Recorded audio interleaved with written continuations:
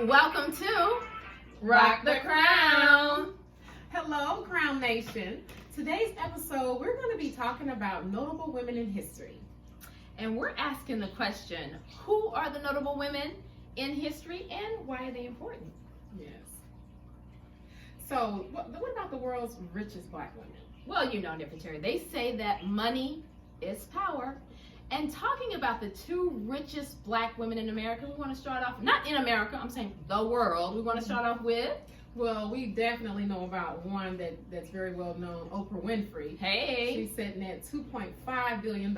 Billion dollars. Yes. Okay, and followed up by Isabel dos Santos. And she has $2.3 billion.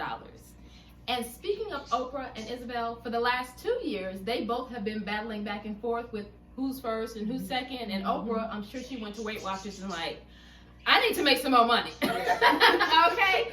And so she's topped Isabel out with that status for this year. But we had a question come in. Yeah, we had a question from Carol. So she's asking, what does the role of money play? And why isn't it important to black women? Man, that is a very, very important question. So I want to say the role of money is very, very important. Number one, of course, money is power. Yes. And we have to, as women, be in the habit of understanding that money is kind of what can help situate us, right? Definitely. And without having money, there is no real situation. Yeah, you know, without having money, it can pose a lot of hardship sometimes. Right. You know, a lot of times we hear, oh, money isn't everything. But you can get a lot of things done. Right. It isn't everything, but it is integral in terms of making moves in the world. Yes. So we want to make sure that we talk about that. So let's kind of talk about some other notable women in history. Bessie Coleman was the first African American woman to hold a pilot's license. Okay, she was flying those planes, right? And how many women do we know as pilots now? I know absolutely none. I know, but they had a large group of Africans in Africa, women pilots recently. And so that goes to show you that piloting has not lost its steam, but here in America, maybe we need to kick it up a notch. Yeah. Okay. All right, and so then we have Wilma Rudolph. She ran off with 3 gold medals in 1960 with the Olympics. Okay, and let me tell you, you know I love Wilma Rudolph because I myself was an avid track star, love running track, still dream about being in the Olympics. Hopefully one day. I told my sons I was going to be in the Senior Olympics. That's coming up in a couple of years. So how many miles did you do last year? Oh my goodness, yeah. Last year I ran over 460 miles, which for me is a big, big deal because I was never a long distance runner. So I'm excited about that.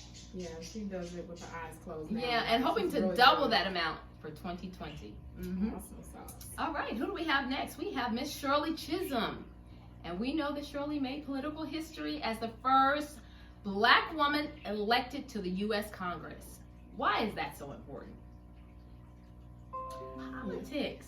Politics is important. Yeah, we really have to get more in tune with politics as a people, as African Americans, African American women. Yes. Just be more engaged on the things that are happening in the world, so that we take our place and that we have a seat at the table. Right, and sometimes making our own table. Exactly. Not at their table, our own table. Yes. Okay, so Mary McLeod Bethune was a trailblazer for African American women, and for African American people. In education by opening her own school in 1923. But let's not forget to highlight who? Sister Clara Muhammad. Hey! Yes. She created her own school because of her children's struggles. Right. So she refused to, at a time where it was against the law and they were ready to put her in jail for not allowing her children to go to school. She wanted to give them better, and she started something that we have now today. That's right. Clara Muhammad school system all over. Yes. And here in Atlanta we have W.D. Muhammad High School as well. And let's not forget the University of Islam that started way back when. But yeah, big ups and props to Sister Clara Muhammad. So then we have another question from one of our Yes, so thank you, Sandra, for chiming in. So she's asking, how important is it for African American people to have their own education systems?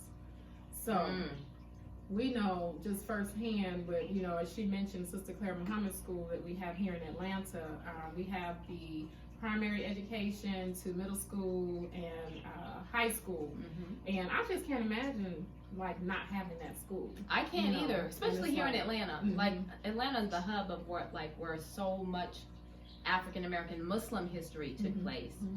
And just as African Americans not having our own education system, HBCUs, like what's happening right now with them. So before HBCUs were funded, of course, by the government, a lot of them, 80% of the government. Now that the government funding has subsided, they're in jeopardy. And so it's really up to the alumni in the community to make sure that we fund these HBCUs. And for those who don't know what HBCUs, historically black colleges and universities, very important, because not only does it educate us on ourselves, but it educates us in a way where we understand our own finances.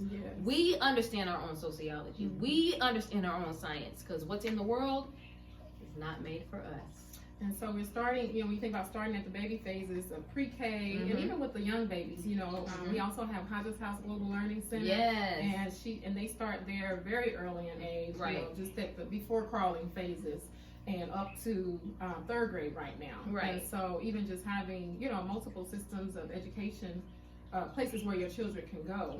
And so that's really good too. It's very, so we're very thinking important. about that from really, they even get in touch with you while the baby's still in the womb. You know? Like so talk to it.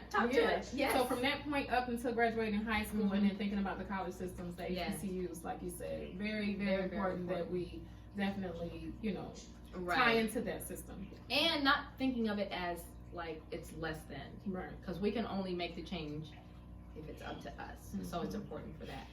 Okay, going on to the next couple of women, we have Althea Gibson, who broke barriers in tennis. Yes. And then we have like a couple people that we know, of course. Venus. You know, Venus Williams. Serena, they are awesome. And so recently, kind of paved the way for them. Oh, what was the young girl's name? Who beat Venus? Actually, she beat Venus. Can't remember the name, but you all know who it is. Look her up if you don't know who that is, okay? And following after that, we have Phyllis Whitley, and she was an African American author who published the first book of poetry. Yes, and we know poetry are stories and experiences. Exactly, and that's what we are known for. And poetry is the beginning of rap. How about that? Yes, exactly. Okay, and going on, we have Miss Janet Collins, who became the first African American artist to perform full time at the Met.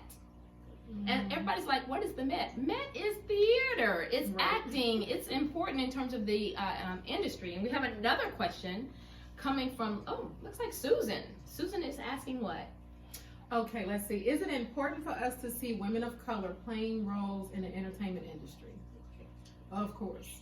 You know, when we think about just the history of time and the things that have happened for African American women in the entertainment industry, it's really come a long way. We have a lot of women who have definitely paved the way, and not even just for African American women, but just African Americans in general. I'm trying to think of the show that's on Netflix right now.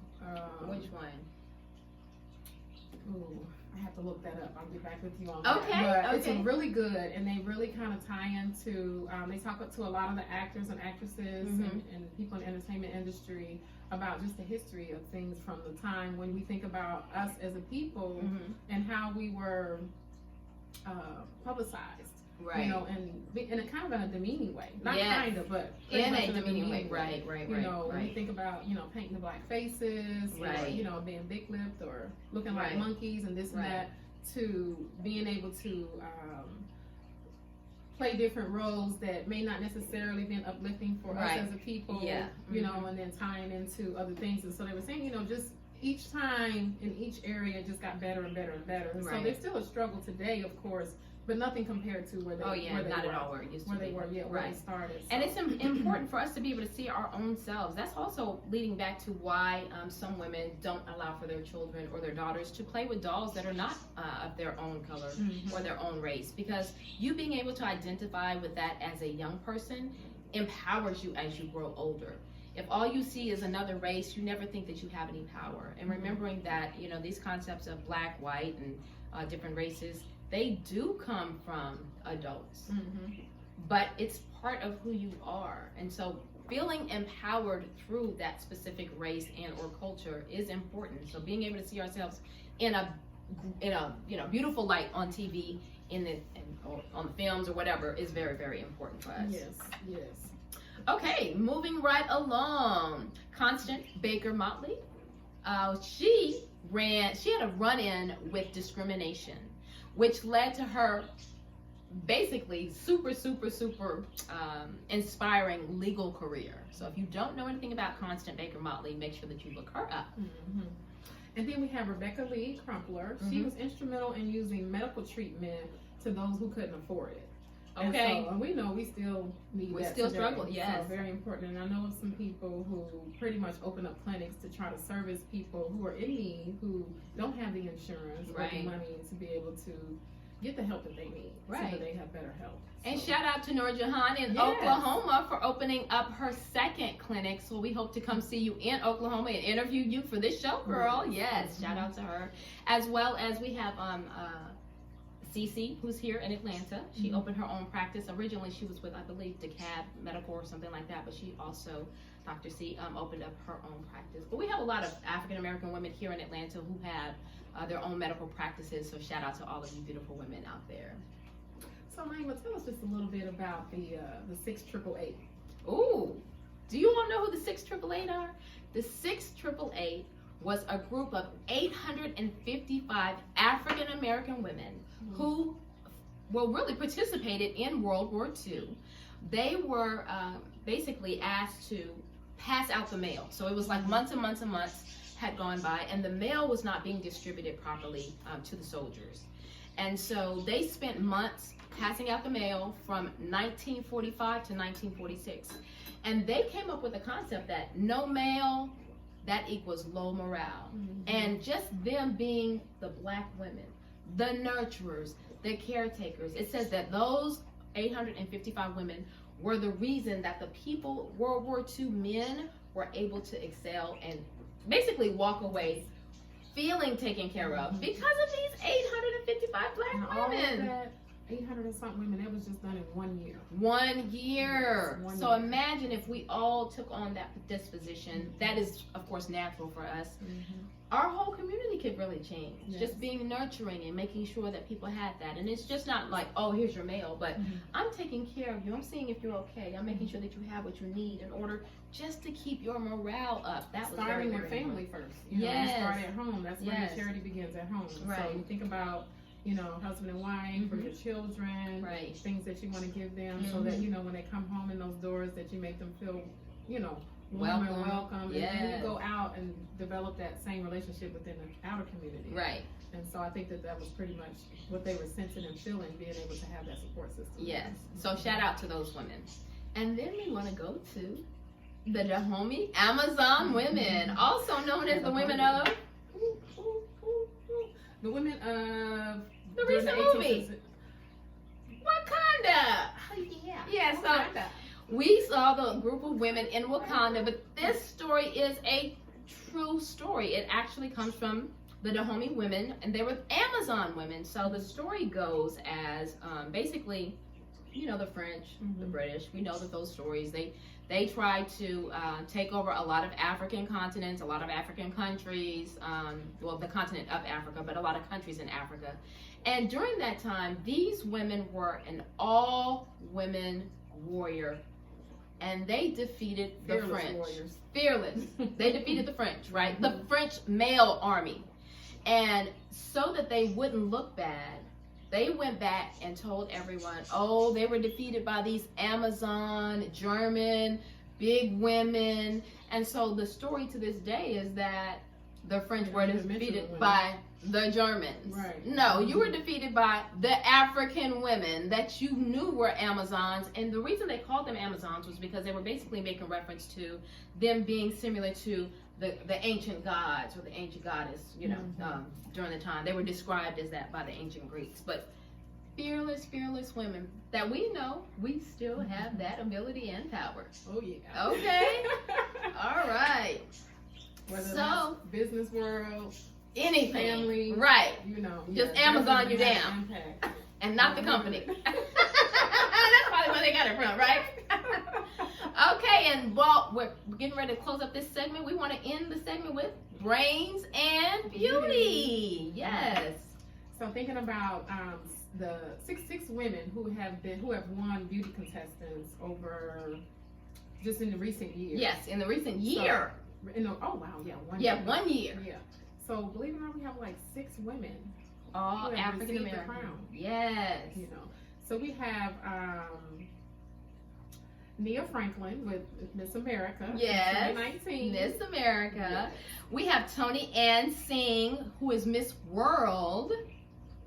In 2019. And then Ryan Richardson, Miss Black America. Right.